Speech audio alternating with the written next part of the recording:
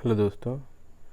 क्या हुआ, पिछली बार मेरा मोबाइल डिस्चार्ज हो गया तो रिकॉर्डिंग बंद हो गई। तो इसलिए जो है मुझे फिर से दूसरे मोबाइल में ये पीडीएफ शेयर करना पड़ा। फिर बाद में मतलब फिर से रिकॉर्डिंग कर रहा है मैंने। कोई चार्जिंग में भी टाइम लगेगा, तो इसलिए मैंने कहा कि एटलीस्ट इसको कंप्लीट कर लेता हूँ। तो क्या फिर से करते हैं कि जो मैं हिस्ट्री बता रहा था, तो पिछली बार की जो मैंने समीक्षा की थी या फिर जो एनालिसिस की थी, उसमें मैंने पाया कि पेपर का लेवल बड़ा आसान था। बड़ा आसान ही मुझे हो सकता है कि कुछ तो डिफ़िकल्ट लगा हो जो नहीं पढ़ा हो, लेकिन ठीक था, आसान था। डिफ़िकल्टी लेवल आसान कहेंगे। अगर किसी ने एक सरसरी नज़र से देखा भी होगा तो आ जाएगा। उसमें अधिकतर जो संभावित प्रश्न थे वही पूछे गए थे, क्योंकि प्रारंभिक परीक्षा होती है, इसमें आसान सवाल ही पूछे जाते हैं। इसलिए आप ज़्यादा पढ़ने की जरूरत भी नहीं पड़ती। एक महीना आप एक बार देख लेंगे, सब हो जाएगा। और जैसा मैं कहता हूँ वैसा करेंगे तो 90 से 95 नंबर आएंगे। और 90 से 95 नंबर आते हैं तो आपको कोई रोक नहीं पाएगा, कोई भी एग्ज़ाम आता है तो। ठीक है। तो मैं मुग़ल बता रहा था, मुग़ल शासक। जैसे कि एक प्रश्न मैंने बताया था कि मुग़ल से पूछा गया था। उसमें क्या था कि मुग़ल और सल्तनत काल के शासकों के नाम दिए थे, क्रोनोलॉजी पूछी थी। तो क्रोनोलॉजी में क्या होता है, एलिमिनेशन आसानी से हो जाता है। आपको क्या करना पड़ता है, आसानी से निकाल देते हैं। एक बार बस नज़र होनी चाहिए कौन से। जैसे मैं क्रोनोलॉजी में उदाहरण के तौर पर बताता हूँ, आपको एक कहानी मालूम होनी चाहिए। जैसे मैं प्रधानमंत्रियों की वजह से, कुछ लोग प्रधानमंत्री के नाम से कन्फ्यूज़ रहते हैं। तो प्रथम तो सबको मालूम होता है, पंडित जवाहरलाल नेहरू। अच्छा, द्वितीय मालूम होता है, लाल बहादुर शास्त्री जी। फिर अब लाल बहादुर शास्त्री जो थे, तो उसके बाद जवाहरलाल नेहरू के बाद किसको बनना चाहिए था, मतलब अगर देखा जाए कि कौन प्रबल दावेदार थे, उनकी पुत्री। तो लाल बहादुर शास्त्री के बाद कौन बनेगा, उनकी पुत्री बनेंगी इंदिरा गांधी जी। फिर इंदिरा गांधी जी बनी रहेंगी। एक समय ऐसा कि इमरजेंसी लगा देंगी। वो इमरजेंसी लगा देंगी, तब क्या होगा, उस समय फिर सरकार आएगी। जो उनकी विरोधी होंगे, विरोधी जो थे कौन थे, मोरारजी देसाई, वो बनेंगे। मोरारजी देसाई के बाद, तो इस तरह से कहानी होती है। फिर मोरारजी देसाई के बाद चौधरी चरण सिंह बनते हैं। चौधरी चरण सिंह के बाद फिर इंदिरा गांधी आती हैं। इंदिरा गांधी के बाद जो है उनकी मृत्यु हो जाती है, मर्डर कर दिया जाता है, असैसिनेशन हो जाता है। तो जो बनते हैं ये संपत्ति वोट्स मिलते हैं, तो राजीव गांधी बहुत अच्छी तरह जीतते हैं। उसके बाद फिर वो फोर्स में उनका नाम आता है, तो वीपी सिंह बनते हैं, उन्हीं के फिनेंस मिनिस्टर। मतलब कई मिलीजुली सरकार बनती है। फिर वीपी सिंह की सरकार गिरती है, तो वीपी सिंह के साथ बीजेपी होती है। और वीपी सिंह की सरकार गिरती है तो चंद्रशेखर की सरकार बनती है। चंद्रशेखर के साथ कांग्रेस होती है। इस तरीके से अभी ये सरकारें उन्हें पसंद नहीं आती, फिर नरसिम्हा राव आते हैं कांग्रेस के सपोर्ट से। उसके बाद तो सबको पता ही है, अटल बिहारी वाजपेयी बनते हैं, फिर एच.डी. देवगौड़ा, फिर आई.के. गुजराल। इस तरीके से ये कहानियाँ हैं। तो कहानी के तरीके से आप अगर समझते जाएंगे तो आपको ये कोई याद नहीं करना पड़ेगा कि हाँ कोई शॉर्टकट अपना लें, काकी कुकी का। तो अगर उसमें बीच में क भी भूल गए तो आपको सब गया, समझे। तो कहने का मतलब है, या मैं बताऊंगा तो इस तरीके से आपको भी कहानी तो बताऊंगा, आप आराम से सुनते जाइए, बस नोट करते जाइए और एक बार रिवाइज कर लीजिए। तो मुग़ल के बाद भक्ति आंदोलन। जैसे उसमें पूछा गया भक्ति आंदोलन में कि एक प्रश्न था पिछली बार, मुझे याद है, कि शिवाजी के समकालीन संत कौन थे, भक्ति आंदोलन के संत थे। तो पूछा गया था। अब यही प्रश्न मैं बदल दूँ कि शिवाजी के समकालीन मुग़ल शासक कौन थे। तो मैं आपको 5 सेकंड का टाइम दे रहा हूँ। 1 2 3 4 5 औरंगजेब थे। ठीक है, तो आप लोग इसको कमेंट करते यहाँ से आता। उसके बाद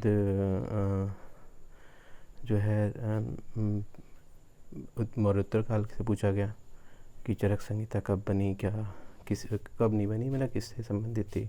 फिर अब देखिए गांधी जी इतने इंपॉर्टेंट है, जैसे पीसीएस क्वेश्चन होते हैं जिसमें जीएस बहुत पूछे जाते हैं, 5 से 6 सवाल गांधी जी के होते ही हैं। ठीक है, उसके बाद गवर्नर कौन पूछा गया, फिर उसमें होम रूल किसने चलाया, दो लोगों ने मिलकर जाया तो उसमें जैसे लोकमान्य तिलक का नाम था, ओ बेसेंट का नाम था। तो मतलब इस टाइप से है। फिर सोशल सामाजिक सुधार आंदोलन जो हुआ था 18वीं सदी में, जो राजा राम मोहन राय जिसके जनक थे उनके, वो पूछा गया, उससे संबंधित प्रश्न पूछे गए। तो प्रश्न जो पूछे गए हैं जो अति महत्वपूर्ण जो एरिया है हिस्ट्री का, उसी से ही पूछे गए हैं, उससे अलावा कुछ नहीं पूछेंगे। वो अति महत्वपूर्ण एरिया अगर आप देख लेंगे तो आपका लगभग कवर हो जाएगा सब। अब देखते हैं ज्योग्राफी अधिकतर इंडियन पूछी गई है, और जैसे उसमें भी नदी कहाँ है, नदी उत्तर से पूरब की ओर कौन है, पूरब से पश्चिम की ओर क्या है, उत्तर से दक्षिण की ओर कौन है, यही हिमालय श्रृंखला, यही दर्रा, जो दर्रा पासेस जो कहते हैं वो। तो ये सब आसान से सवाल पूछे गए। ये मतलब आप अगर एक मैप से अगर देख लें तो मैं मैप से ही बताऊंगा, जिससे कि आप आसानी से बताएं। जैसे कि उदाहरण के तौर पे मैं बताता हूँ कि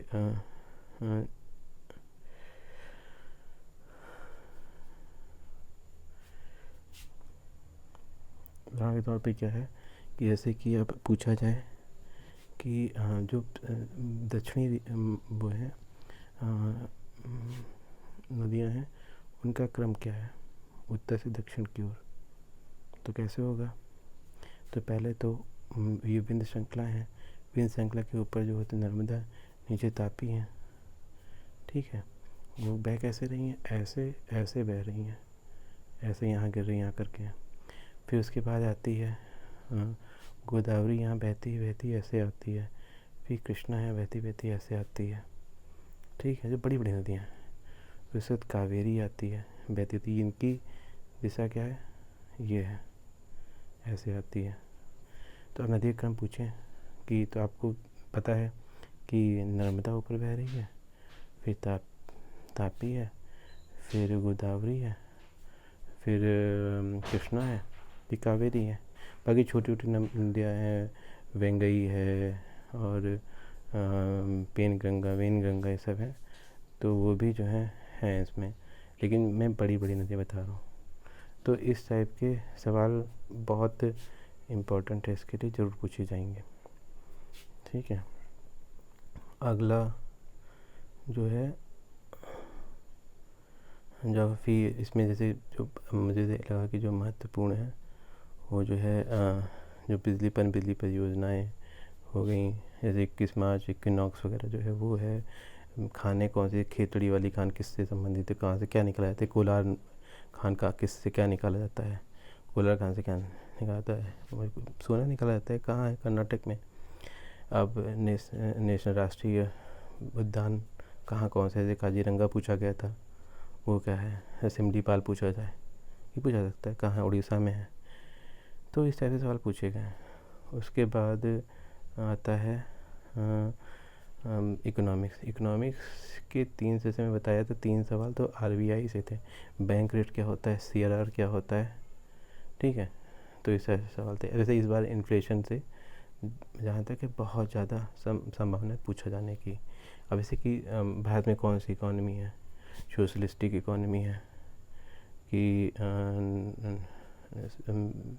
कैपिटलिस्टिक इकॉनमी है, क्या ऐसी है। तो जैसे कि मिक्स्ड इकॉनमी, ये सवाल भी पूछा गया था। फीमा क्या है, फुल फॉर्म या शॉर्ट फॉर्म, तो इस तरह से कुछ। FCRA एक है, वो क्या है। तो ये सब सवाल पूछे गए थे इसमें। तो अगला जो है आता है पॉलिटी से शेड्यूल 7 से पूछा गया था सवाल। अब शेड्यूल 7 से सभी को मेरे ख्याल से जो मेन चीज़ें हैं वो दिमाग में बैठनी चाहिए कि 3 वहाँ हैं, राज्य सूची, यूनियन सूची और कॉन्करेंट। तीनों में कौन सी कहाँ रखी है ये बताना है। फिर DPSP से पूछा गया सवाल, एक पूछा था पंचायती राज कहाँ रखा है। फंडामेंटल राइट से 2 सवाल पूछे गए। ऑब्जेक्टिव रेजोल्यूशन कौन लाया था, संवैधानिक सभा बनी थी, उसमें जो समितियां बनी थी उसके बारे में। और उससे संबंधित सवाल पूछे जाएंगे। उसमें क्या कौन समिति के मेंबर कौन थे, उसका अध्यक्ष कौन था, ऐसे कि ड्राफ्टिंग कमेटी सबसे इम्पोर्टेंट है, इसके अम्बेडकर जी अध्यक्ष थे। तो उसके सारे मेंबर याद होने चाहिए, कृष्णमाचारी, जितने खेतान साहब, तो सब याद होने चाहिए सबको। उसके बाद जो है आता है जनरल साइंस। साइंस में फिजिक्स, केमिस्ट्री और बायोलॉजी। अब बायोलॉजी में अधिकतर क्वेश्चन पूछे हैं विटामिन ए की कमी से क्या होता है, विटामिन डी की कमी से क्या होता है, ये सब पूछे जाएंगे। अब पूछे जाते हैं तो उस स्तर से पूछे हैं। नहीं तो कक्षा 8 से कक्षा 10 तक जितने भी किताबें हैं स्टेट बोर्ड की, उसी से ही पूछे जाएंगे। और जैसे पिछले पूछा जाता है केमिस्ट्री से, ब्लीचिंग पाउडर का फॉर्मूला बताइए, CaCl2 होता है, कैल्शियम ऑक्सीक्लोराइड होता है, सबको मालूम। ठीक है। अब मैंने मैथ्स इसलिए काटा, मैंने कहा आप लोग डिमांड करेंगे तभी जो है मैं इसको बताऊँगा। करंट अफेयर्स का लेवल मुझे अच्छा लगा, तो इसका मतलब करंट अफेयर्स में मुझे डेली 10 सवाल देने पड़ेंगे। और पीछे का कवर करने के लिए मैं कुछ वीडियो बनाऊंगा, वो आप लोग कर लीजिएगा। जैसे पीछे का, जैसे कि PT एग्ज़ाम, जो पिछला PT हुआ है और अभी तक का इतना पढ़ाया गया है, वो कहाँ तक का मतलब जो छूट गया वो कर लीजिएगा। बाकी तो मैं डेली 10-10 सवाल, 10 से 15 सवाल मैं दूंगा, जितना मतलब कवर हो रहा होगा इंपॉर्टेंट सवाल देंगे मैं दे दूँगा।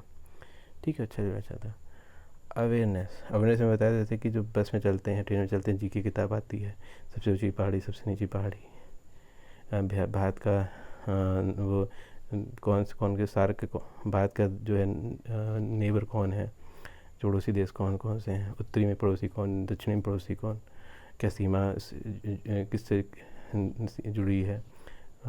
तो किस जो अभी ये बांग्लादेश की सीमाएं किस राज्य से जुड़ी हैं, बर्मा की सीमाएं किस राज्य से जुड़ी हैं, सबसे ज़्यादा सीमा किस देश से जुड़ी हैं, चीन की बाउंड्री क्या कहते हैं, ये सब सवाल बहुत आसान सवाल। ये 10 अंक का है, इसको तो मतलब आसानी सबको करना चाहिए। तो ये जो है पूछा गया था। तो इसी के साथ अब जो है मैंने बताया था ना, जैसे मैं अब बताऊँगा चार्ट। 2 चीज़ें बच जाती हैं 8 में, एक है ग्राफ और एक है सारणी। तो मैं दोनों बताऊंगा। सारणी, इसमें जितने टाइप के ग्राफ हो सकते हैं, जैसे पाई ग्राफ, हिस्टोग्राम, और इससे संबंधित प्रश्न पूछे गए। जैसे पाई ग्राफ है, पाई ग्राफ में प्रश्न पूछा जाता है, जैसे ऐसे मैं बता रहा हूँ, पाई ग्राफ में सवाल पूछा था, ये बनाया,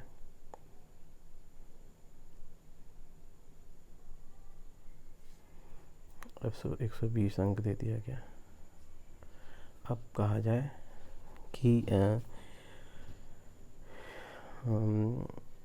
एक परिवार की जो है आय जो है पूरा गोला प्रदर्शित कर रहा है, उसमें जो है इतना जो है ये बचत कर लेता है, बचत इतना जो है वो बच्चों के फ्यूचर में के लिए इन्वेस्ट करता है। फ्यूचर के इन्वेस्ट करता है, या फिर कहा जाए फ्यूचर के इन्वेस्ट नहीं कहेंगे, इसका इतना खर्चा है। ठीक है। और ये बच्चों के लिए डेडिकेटली इन्वेस्ट कर रहा है। तो बताइए, जो अपने फ्यूचर, अपनी बचत जो कर रहा है, अपने फ्यूचर के लिए कर रहा है, वो कितनी कर रहा है। तो कैसे होगा, देखिए आप जो संपूर्ण एंगल बनाता 360 बनाता है, ये कितना आ गया, 180 होगा, और ये भी 180 होगा, ये बचा कितना, 60। अब कितना प्रतिशत जो है वो अपने लिए बचत कर रहा है, तो 60 बाई 360 गुणे 100, तो कितना हो जाएगा, 6, 50/3 कितना हुआ, ये 70%। 70% व्यक्ति जो है वो अपने लिए बचत कर रहा है, अपने फ्यूचर के लिए बचत कर रहा है। और अब 50 पूरा होता है, 50 का 70 निकाल दीजिए, तो कितना बचा, 23 बचा ना, 33 बचा, क्या बचा, 17 और 3 20, हाँ 33% जो है वो जो है बच्चों के फ्यूचर के लिए इन्वेस्ट कर रहा है। बाकी जो है जो 50% जो है उसका खर्चा हो रहा है।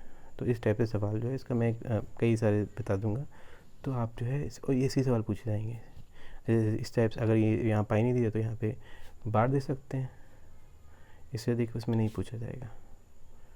जैसे बार चार्ट दे दिया तो आप भी बताइए, ठीक है, तो ये पूछा जा सकता है। अब सारणी में जैसे सारणी दे दी इसमें, तो इसमें कुछ दे दिया कि एक क्लास में जो है वो जो छात्र छात्राओं का जो है कुछ दे दिया कि जो है इस सब्जेक्ट में इतने हैं, इस विषय में इतने हैं, तो बताइए कि इसमें जो छात्र कुल का जो है छात्र जो है किस विषय में अच्छा प्रदर्शन कर रहे हैं। तो इस टाइप से सवाल दे जाएंगे, ठीक है।